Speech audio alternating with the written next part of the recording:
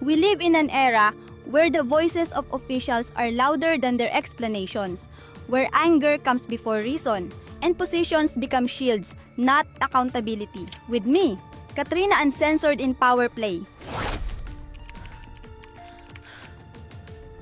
When emotions are high, intelligence is low. This line isn't just a jab, it's a whip for those who think they're immune to criticism. Castro reminds us, never speak in anger, because what shatters isn't just words, but the people's trust. Castro didn't just throw shade, she slapped down the arrogance that refuses to be held accountable. The truth is, leaders who lose their temper easily often lose their sense too. Sumagot ang Vice Presidente, napaka-emosyonal.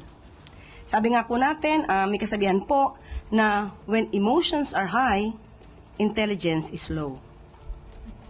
Never speak out of anger. Here we see our Vice President, Sara Duterte, asked about confidential funds and her trip to Australia. Her response? Stupid. Criticized by Claire, she fired back with stupid again. Always stupid. How easily a top official like Sara Duterte slips in threats. As if power can summon anyone, tame anyone. What are we really witnessing here? This is no longer just a debate about Australia or some official vacation. This is about a top official losing her temper in public, yet staying silent when people ask, where did that P125 million pesos go? Released secretly in record time and spent with zero open report. As Castro points out, if she was doing official work abroad, shouldn't Duterte tell the people exactly what she did and what they gained from it? Sorry Hindi ko alam kung sinasadya nila na ayaw intindihin o talagang lang talaga yung nasa administrasyon. I'd likely lean doon sa latter kasi sa lahat ng mga desisyon nila lately. Friends, what happens to a country when power is wielded with emotion, not reason? They say a good leader stays calm in the storm, not becomes the storm.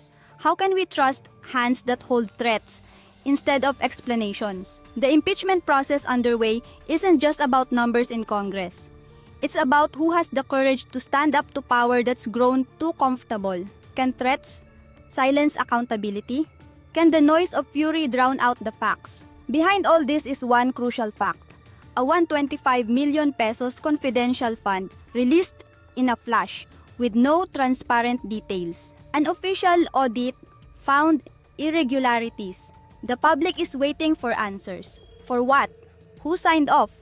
Why so fast? But instead of answers, we get an outburst.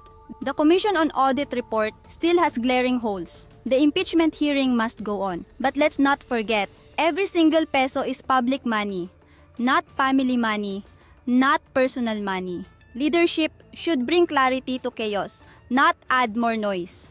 We don't want drama. We don't want denial. We want documents. We don't want foul words.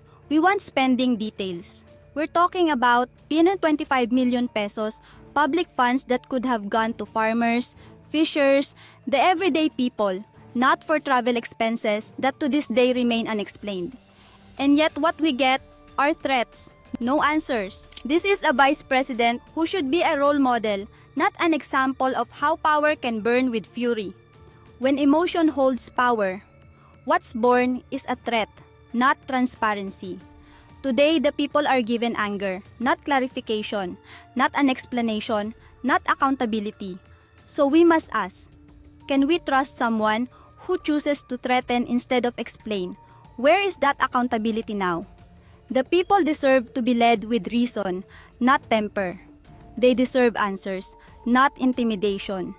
Because behind every tax we pay is the hope that leaders will protect, not destroy. When threats become weapons, that's when we see that power no longer shields the people, but becomes armor for their own fear. When a crisis hits, this nation needs leaders who think, not just react. We need cool heads in the heat, not heat that burns everything down. We don't need leaders who respond to criticism with insults. We don't need a position if that position is just a stage for temper. Because at the end of the day, emotional instability is not leadership. It only shows how fragile that control really is. Accountability must not die just because of threats. Let's keep this impeachment process honest and moving forward. The people deserve to know. Drop your thoughts in the comments. The people's voice must never fade. Subscribe, stand guard with Katrina Uncensored. No edits, no fear, just the truth.